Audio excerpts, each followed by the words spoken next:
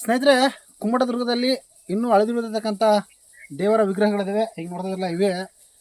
ಇಲ್ಲಿ ಸಾಕಷ್ಟು ವ್ಯವಸಾಯ ನಡೆದ್ರಿಂದ ಅಲ್ಲೆಲ್ಲ ಮಣ್ಣಲ್ಲಿ ಹೂತಿರ್ತಕ್ಕಂಥ ಉಳುವಾಗ ಸಿಕ್ಕಿರ್ತಕ್ಕಂಥ ಮೂರ್ತಿಗಳಂತಂದು ಇಲ್ಲಿ ಪ್ರತಿಷ್ಠಾಪನೆ ಮಾಡೋದು.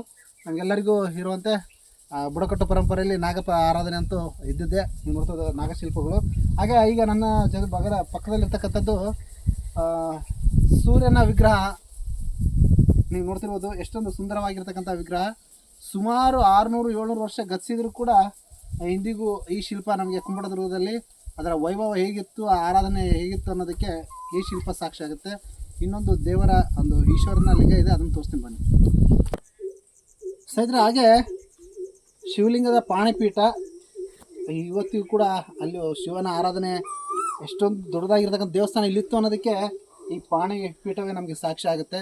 ಕುಮ್ಮಟದುರ್ಗ ಎಲ್ಲ ಇತ್ತು ಇಲ್ಲಿ, ಯಾಕಂದರೆ ಇದರ ನಂತರನೇ ಇದರಿಂದ ಪ್ರೇರಣೆಗೊಂಡಿರ್ತಕ್ಕಂಥ ಹರಿಹರ ಬುಕ್ಕರು ಮುಂದೆ ವಿಜಯನಗರ ಅರಸರು ತಮ್ಮ ದೇವಸ್ಥಾನಗಳನ್ನು ನಿರ್ಮಾಣ ಮಾಡ್ತಾರೆ.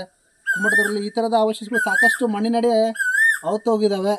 ಅವುಗಳನ್ನು ಮತ್ತೊಮ್ಮೆ ಅವುಗಳನ್ನು ಬೆಳಕಿಗೆ ತಂದು ಅವುಗಳಿಗೆ ಆರಾಧನೆ ಆಗುವಂಥ ಕೆಲಸ ಆಗಬೇಕು. ಹಾಗೆ ಅವುಗಳನ್ನು ಉಳಿಸ್ಕೊಂಡು ಹೋಗ್ಬೇಕು. ಯಾಕಂದರೆ ನಮಗೆ ಇಲ್ಲಿ ಹೊಲದಲ್ಲಿ ಅಡ್ಡ ಬರುತ್ತೆ, ಮತ್ತು ಮುಂದೆ ಯಾಕೆ ತೊಂದರೆ ಅಂತೇಳಿ ಅವುಗಳನ್ನ ಬದಿಗೆ ಸರಿಸಿ ಏನಾದರೂ ಅವನ್ನ ಹೊಡೆದಾಕುವಂಥ ಕೆಲಸ ಮಾಡಬಾರ್ದು. ಈ ರೀತಿ ಸುರಕ್ಷಿತವಾಗಿಟ್ಟರೆ ಅದು ಮುಂದಿನ ಪೀಳಿಗೆಗೆ ತಿಳಿಸ್ತಕ್ಕಂಥ ಕೆಲಸಕ್ಕೆ ಸಹಾಯಕ ಆಗುತ್ತೆ ಅಂತ ಹೇಳ್ತಾ ಈ ವಿಡಿಯೋ ನಿಮಗೆ ಮುಗಿಸ್ತಾ ಇದ್ದೀನಿ. ನಮಸ್ಕಾರ.